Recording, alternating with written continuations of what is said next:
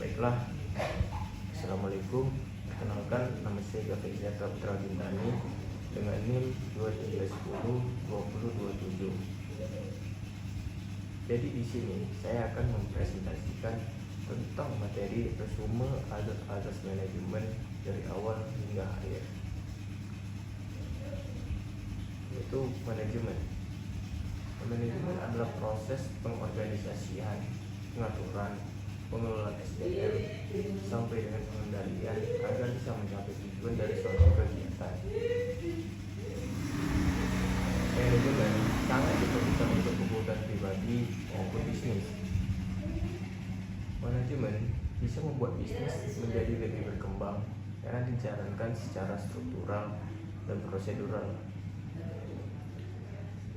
Lalu ada perkembangan generasi manajemen sendiri memiliki 5 bagian, yang dimana bagian pertama yaitu ada generasi 1 atau jungle management. Lalu yang kedua ada generasi kedua atau manajemen by direction. Lalu yang ketiga ada generasi ketiga atau manajemen by targeting or manajemen by objective.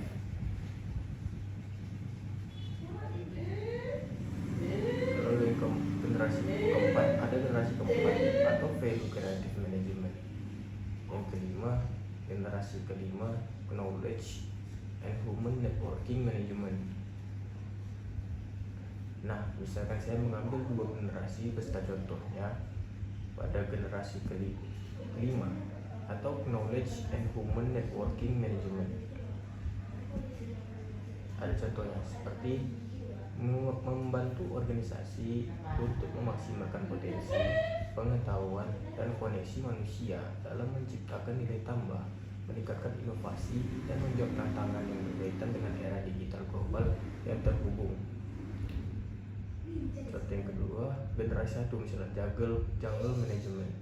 Contohnya, di dalam perusahaan terdapat seorang pemimpin yang tunggal sehingga bisa mengambil sebuah keputusan penting tanpa melibatkan beberapa pihak serta memiliki hak akses penuh atas semua aspek operasional dan tugas yang harus dilakukan oleh para karyawan.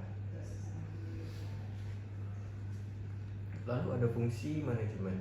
Fungsi manajemen sendiri terbagi 2, yaitu fungsi organik. Fungsi organik sendiri mutlak dijalankan oleh manajemen. Bila tidak atau tidak mampu, lambat atau cepat, organisasi sendiri juga akan mati. Lalu ada fungsi perlengkapan. Tidak mutlak sebaiknya dilaksanakan, karena pelaksanaan fungsi-fungsi itu dengan baik akan meningkatkan efisiensi, memperlancar usaha, pencapaian tujuan dengan efisien, ekonomis, dan efektif.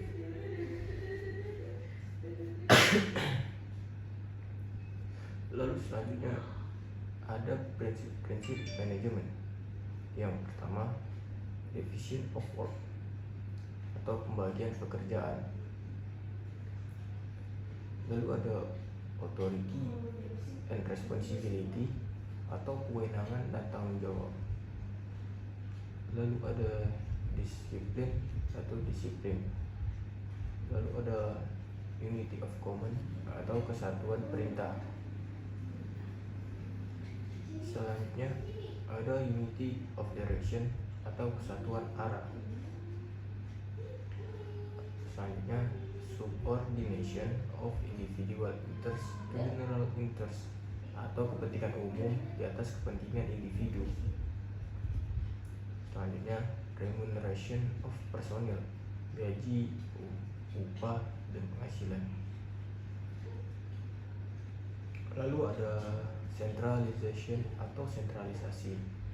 Selain ada skala chain atau jenjang hierarki, lalu ada order atau ketertiban, dan juga ada equity atau keadilan. Contoh yang terakhir, stability of turnover of personnel atau stabilitas jabatan pegawai. Kepastian, kestabilan dalam bekerja, inisiatif, spirit the corps, atau biasa disebut dengan setia kawanan. Lalu selanjutnya, manajemen sendiri juga memiliki beberapa unsur. Yang pertama, ada man atau manusia. Tanpa manusia sendiri, manusia tidak akan mendapati proses kerja. Lalu yang kedua, ada money atau uang sebagai alat ukur nilai suatu usaha. Yang ketiga, ada machine atau alat-alat sebagai alat bantu kerja. Yang keempat, ada metode yang bisa disebut dengan cara kerja. Tercapai atau tidaknya tujuan sangat tergantung kepada cara melaksanakannya dengan cara kerja yang baik dan juga akan dapat memperlancar dan mempermudah jalannya pekerjaan. Lalu yang kelima, ada material atau bahan-bahan perlengkapan. Manajemen ada karena adanya kegiatan manusia secara bersama-sama untuk mengurus material.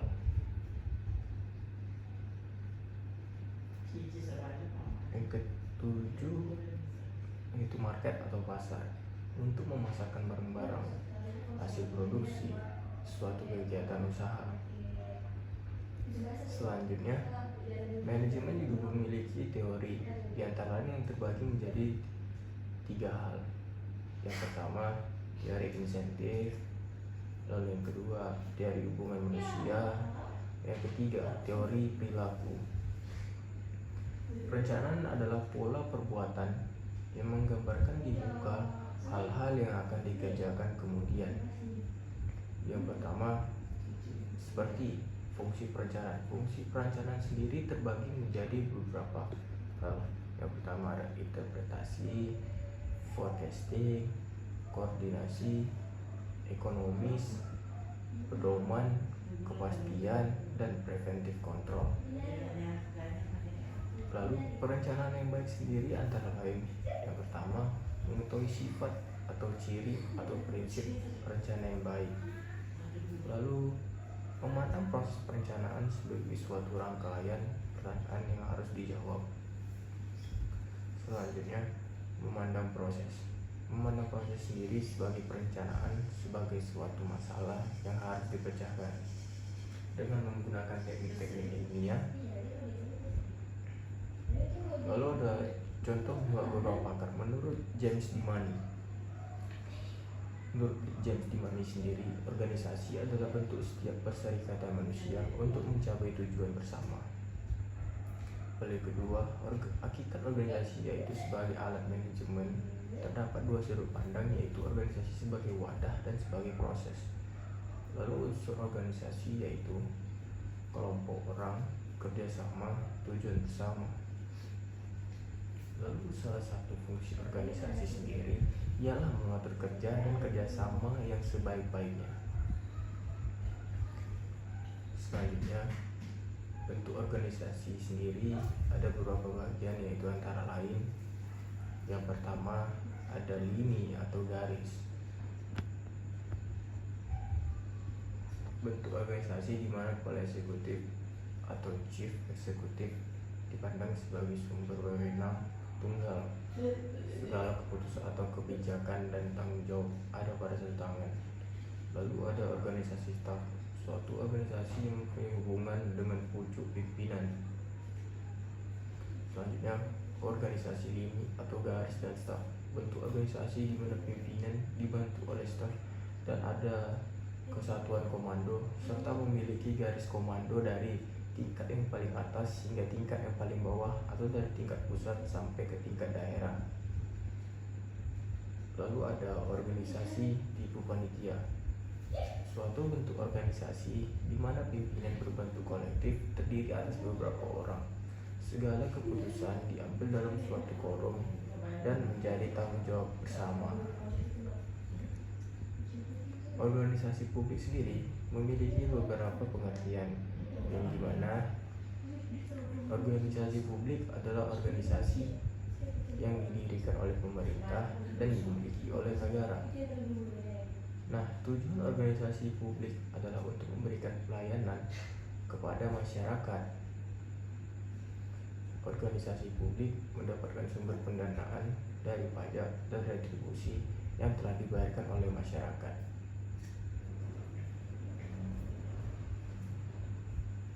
Pengertian organisasi non-publik. Organisasi non-publik adalah organisasi yang tidak didirikan oleh pemerintah dan tidak dimiliki oleh negara. Tujuan utama organisasi non-publik adalah untuk mencari keuntungan. Organisasi non-publik mendapatkan sumber pendanaan dari penjualan barang atau jasa kepada masyarakat.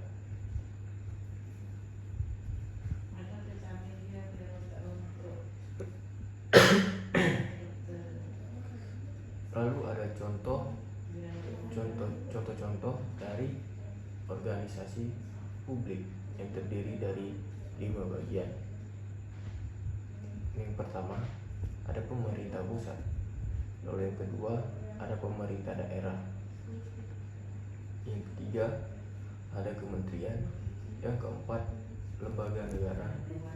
Lalu yang kelima, ada badan usaha milik negara atau BUMN. Selanjutnya ada badan usaha milik daerah atau BUMD.